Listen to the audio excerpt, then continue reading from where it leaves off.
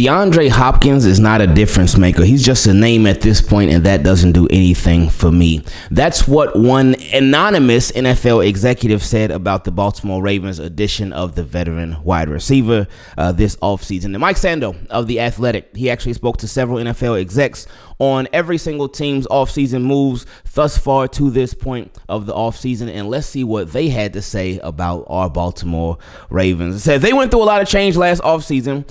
If they could minimize change this offseason, that is probably a plus, and it looks like they did that. That I agree with. That is true. The change that the Baltimore Ravens have had to this point of the offseason has been minimal. With guys that they lost, guys that they brought back, guys that they added, the change hasn't been too crazy, which is a good thing because they had a really good team last year. Anyway, he said bringing back Patrick Ricard, the fullback, was another example. The outsiders brought in this offseason, backup quarterback Cooper Rush and receiver DeAndre Hopkins among them, are not difference makers.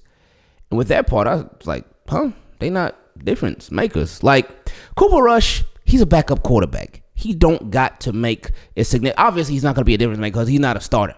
But his impact could help out the backups a lot, significantly. The wide receivers specifically, because he's going to be. They're going to go from catching passes from Josh Johnson and Tyler Huntley to Cooper Rush, somebody who has a lot of starting experience. Anyway, and more recent starting experience, too, with all the injuries that Dak Prescott done had. Now, another thing he said, I like the fact that they kept that guy, Ronnie Stanley. He's had some injuries, but he still is a good player. That part is true. Like, hey, Ronnie Stanley, he done been through it injury-wise. But last year, they put that pressure on him. He put that pressure on himself. They redid his contract, right? And Ronnie Stanley took not only a restructure, but a pay cut. And he ended up earning a 3-year, $60 million deal. Ronnie got paid.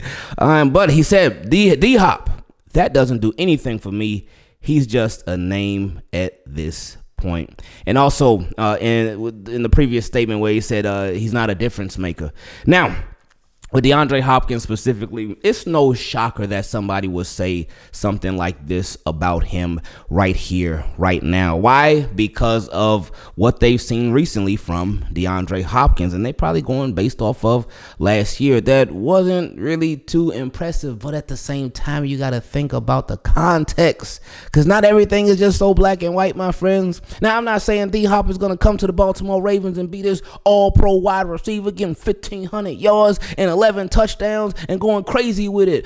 I don't expect that from him. Now, if he does that, hey, we ain't complaining. But my realistic expectations, like I said, when we first signed him, 500 to 600 yards and 5 to 6 touchdowns. Why? Because of the role that DeAndre Hopkins is expected to have as that number 3 wide receiver. But a lot of people have been saying, oh, DeAndre Hopkins is washed. DeAndre Hopkins ain't got it no more. And I'm sure there's going to be some Ravens fans that do agree with what this anonymous NFL executive had to say. Well, I feel like if you're going to say something, just put your name on it. If you really believe in what you say, if what you feeling is really, you really about that and you believe it, put your name on it. Attach your name to it. Ain't no big deal. Anyway, but with DeAndre Hopkins, remember last year wasn't his most impressive year, but you got to think about it. He started on the Titans with Will Levis. And then he got traded to the Chiefs, whose offense wasn't anything special last year at all. And he still produced a little bit over there, but you got to think, and he got traded mid-season, so he ain't have no offseason to learn the offense like that. He ain't had no offseason to get accustomed to Patrick Mahomes and everything that they do over there with Andy Reid and whatnot. So, and they still found ways to use him because that's what the Chiefs do. But still, this wasn't the Chiefs offense that we are used to. And then if you go back a couple of years, where you got to give DeAndre Hopkins credit, this man was putting up over a stack, over 1,000 with Will Levis at quarterback. The same Will Levis who's in trade talks right here, right now. He was putting up numbers with him. And that's something that DeAndre Hopkins has done throughout his entire career. No matter the quarterback, no matter the situation, he has continued to produce. But now DeAndre Hopkins is in a different situation with the Baltimore Ravens, and this is why I think that he can not necessarily thrive, but he can do good for the Baltimore Ravens. Because, number one, like we spoke about earlier, his role, he's expected to be the number 3 receiver. He knows he's going to be the number 3 receiver. There's going to be times where he gets in and whatnot. Zay Flowers may be a little tired. Rashad Bateman may be a little banged up or whatnot. So DeAndre Hopkins is going to have an increased role. But DeAndre Hopkins is going to be the number 3 guy. So that is his role. He knows it. He's not a starter. He's not, I guess he's sort of a backup, but that's what he's going to be. But there's so much pressure alleviated off of him because there's Rashad Bateman, there's Zay Flowers, those are 2 main receivers. But then you still got Mark Andrews, at least for now. You still got Isaiah Likely, so those are your tight ends. Then you still got the running game. And that's a big part of what the Baltimore Ravens do with Derrick Henry. And then you still got Justice Hill in the passing game too. And then you got Lamar Jackson, who does a little bit of everything. So with Derrick Henry, the situation that he's in right now with the Baltimore Ravens, he doesn't have to go out there and be a superstar. But then another thing, too, that's a plus for him at this point in his career, especially after what we saw from him last year, or really what we didn't see from him last year. He got the whole offseason to get acquainted with Lamar Jackson. He got the whole offseason to build rapport with Rashad Bateman and Zay Flowers. He got the entire offseason to build up his chemistry with the Baltimore Ravens. He didn't have that last year with the Chiefs, where we saw him for the majority of the season. And that makes such a big difference. For example, and I know it's on a different side of the ball, but still, look at Kyle Van when the Baltimore Ravens signed Kyle Van. They actually signed him week 3. Not middle of the season, but during the season, after a week 3 game, they signed Kyle Van off the couch. He wasn't on any teams, wasn't doing anything in the offseason. I mean, obviously, he was staying in enough shape, but they signed him in week 3. This man ended up, again, he ain't come to the Ravens till week 3 of that season 2 years ago, but he ended up leading the Baltimore Ravens in sacks. Week 3! He got signed after week 3. Again, middle of the season, no offseason, he still produced. But then get this. Then the Baltimore Ravens, they ended up re-signing him to a 2-year deal after that season. And guess what he had that he didn't have when he came off the couch in week 3? An offseason with the Baltimore Ravens. How did he follow that up? Well, he did even better. He ended up getting, 12 and a half sacks. This guy, 33 years old. Pass rush, 12 and a half sacks. Kyle Van yeah, him. So you see what an offseason does for a player, what an offseason can do. It makes such a big difference with a team.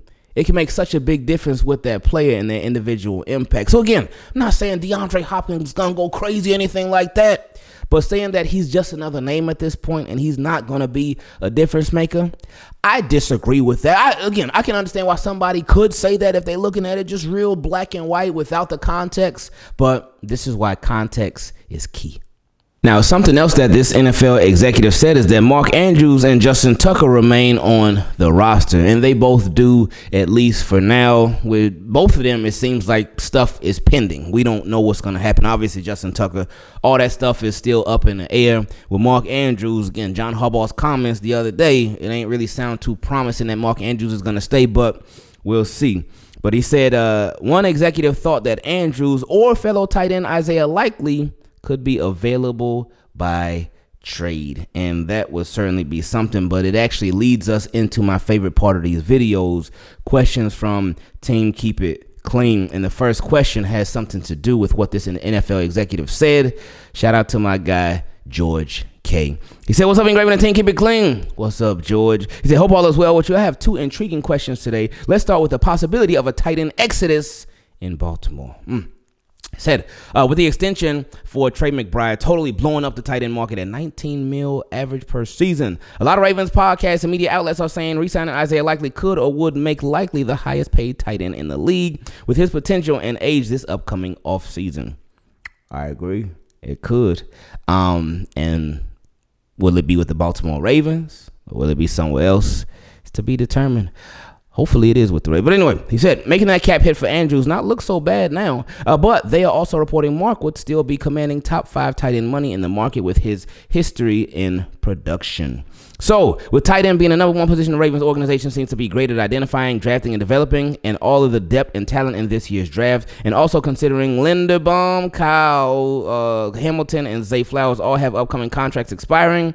Looking back at our history, Ravens have drafted Pitta and Dixon, then Hurst and Andrews, then Kolar and Likely. That's a pretty good track record at the position. Oh, I think I see what you're saying. I'm not liking it so far, George. And I always appreciate my guy George, because George, he'll go against the grain with stuff. He don't just go with the waves or whatnot. He go against it. So not like, annoying kind of way or whatnot, but he always presents different points of view. So I appreciate you, my friend. He said, so do you think we should give Likely a new or extending contract while letting Mark walk away as well, and use 2 of our 11 draft picks to double dip at the tight end position again, which has proven to be successful for this organization? Oh, okay.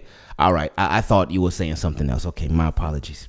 I thought what you were saying was let all 3 of them walk and then just draft 2 or 3 tight ends. That's what I thought you were saying. I said, whoa. But I mean, that's kind of like, that's similar. But anyway, yes, I do think Isaiah Likely should get a contract. Honestly, I would love to keep all of them. I know that they ain't gonna do that, but I would love to keep all of them.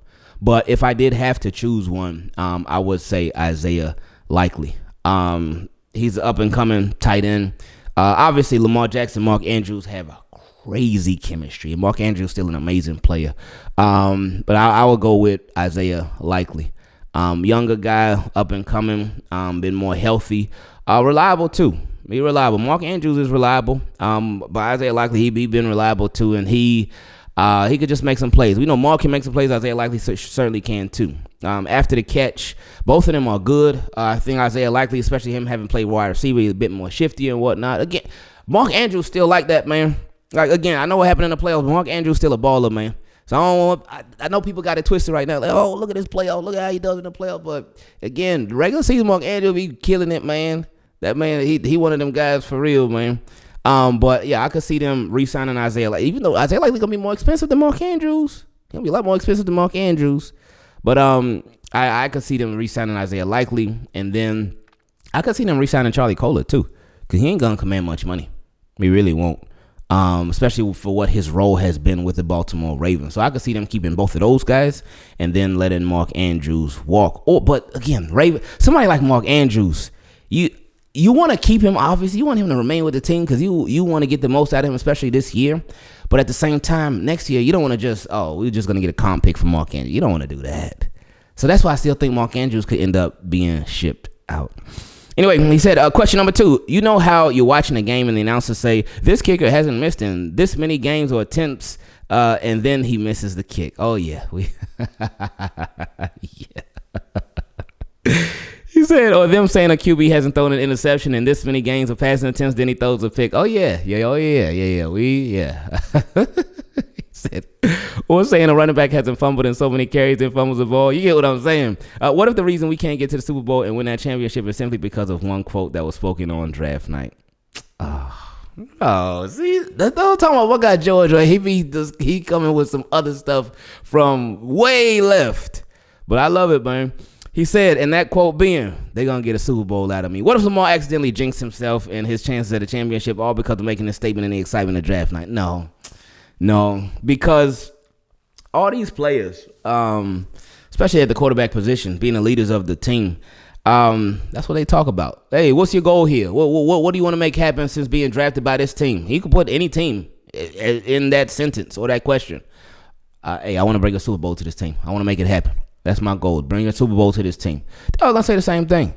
So with Lamar, he just said the same thing. Hey, they're going to get a Super Bowl out of me. He let it be known like, hey, it's going to happen. I still believe him. I still do. That he is going to bring a Super Bowl to the Baltimore Ravens. We wish it would have happened in 2019. I mean, we wish it would have happened in 2018. We wish it would have happened that rookie year. Then a year after and a year after. Yeah, we wish it would have happened every year.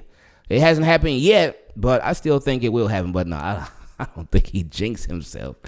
He said, what if Lamar accidentally jinxed himself and his chances at a championship all because of making a statement in the excitement of draft night? Would love to hear your thoughts on this, as it just seems the impossible or improbable happens to us in the postseason multiple times. Make it make sense. Thanks for all you do. Thanks for your continuous content you bring the team. Keep it clean. I appreciate you a lot, George. For real, man. Next question came from my guy Jarvo. He said, if you were the owner of the Ravens and had a checklist, what boxes would be checked off and what boxes would be left unmarked?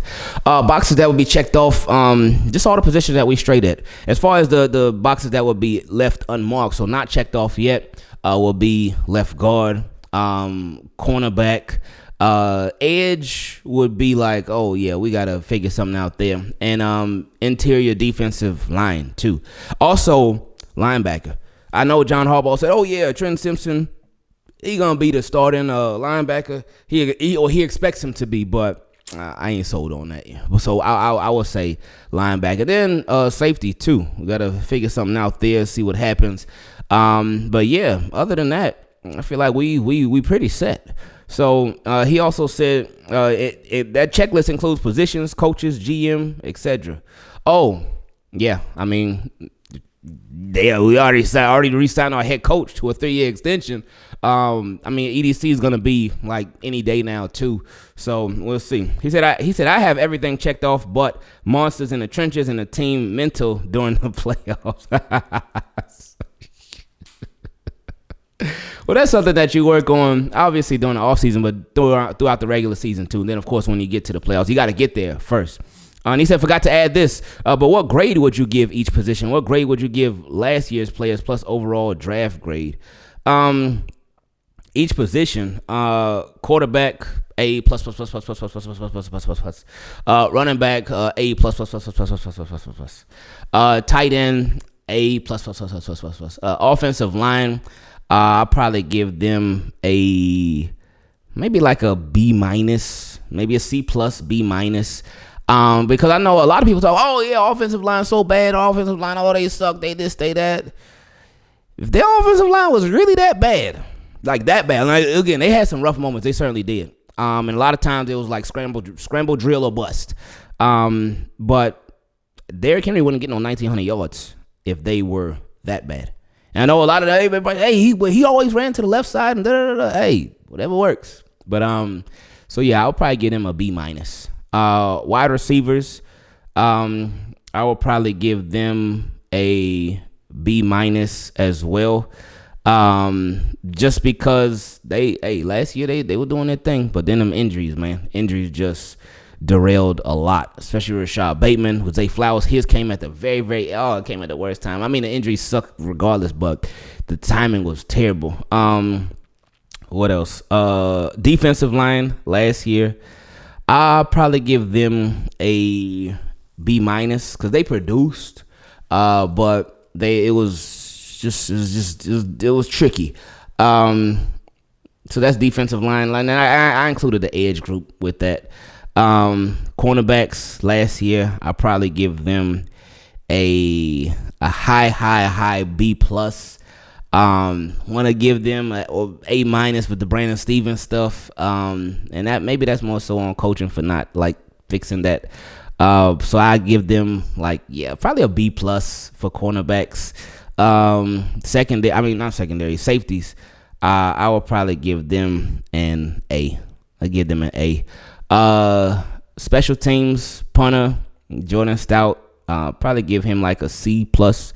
Kicker, Justin Tucker, maybe like a C, because y'all know how it was early on, boy. And then, after that bye, he got to turn around, but yeah. And then our return game, probably like a D, maybe, because we ain't really get nothing out of that. I did like Steven Sims, though. I like when he came in. I like him as a punt returner, but now Ravens ain't even keep him, so they must not like them as much as I did.